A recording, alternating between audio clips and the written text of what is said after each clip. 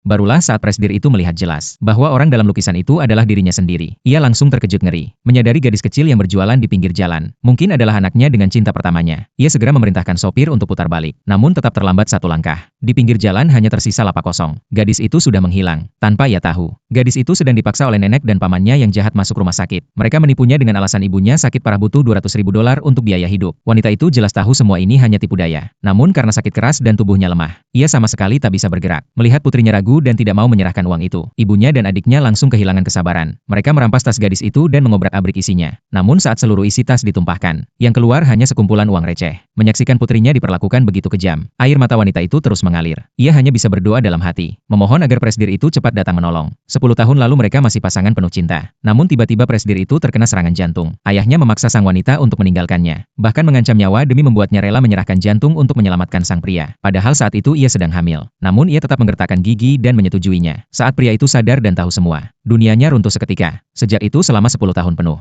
ia terus mencari wanita itu dengan rasa bersalah dan rindu, tanpa tahu bahwa wanita itu tidak mati, hanya terbaring sakit di rumah. Dan yang menopang keluarga adalah putri mereka. Gadis itu setiap hari berjualan lukisan di jalan, hanya untuk mengumpulkan biaya operasi ibunya. Hari itu ia membawa ibunya yang kondisinya makin parah ke rumah sakit. Dokter menyatakan harus segera diganti jantung buatan. Biayanya $500.000.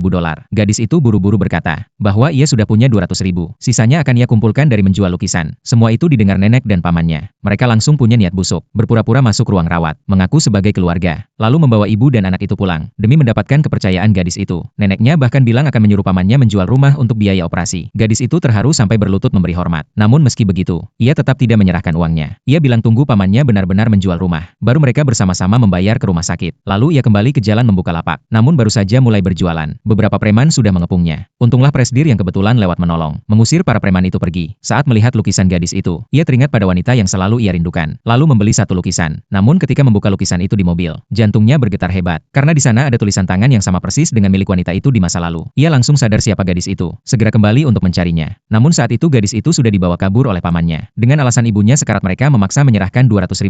Begitu gadis itu menyerahkan tas, pamannya langsung merobeknya. Namun isinya hanya uang receh. Marah besar, ia menuduh gadis itu menyembunyikan uang. Untung sang nenek menemukan kartu ban yang dijahit di lapisan tas. Namun karena tidak tahu PIN, mereka pun berniat menjual gadis itu demi uang. Saat itu Presdir mendapat telepon dari asistennya, yang memberitahu bahwa ibu gadis itu adalah wanita yang ia cari selama 10 tahun penuh. Ia pun langsung melaju gila-gilaan menuju rumah sakit. Tepat saat tiba di pintu rumah sakit, ia melihat nenek dan paman itu hendak membawa kabur gadis itu. Dengan suara dingin ia memperingatkan, jika sesuatu terjadi pada wanita itu, mereka pasti membayar mahal. Mendengar itu gadis itu baru tersadar ibunya masih di dalam kamar. Ia langsung berlari kembali, namun menemukan pintu terkunci rapat. Sementara napas ibunya makin melemah. Di saat genting itu, Presdir mengangkat kakinya, menghantam pintu dengan keras hingga terbuka lebar.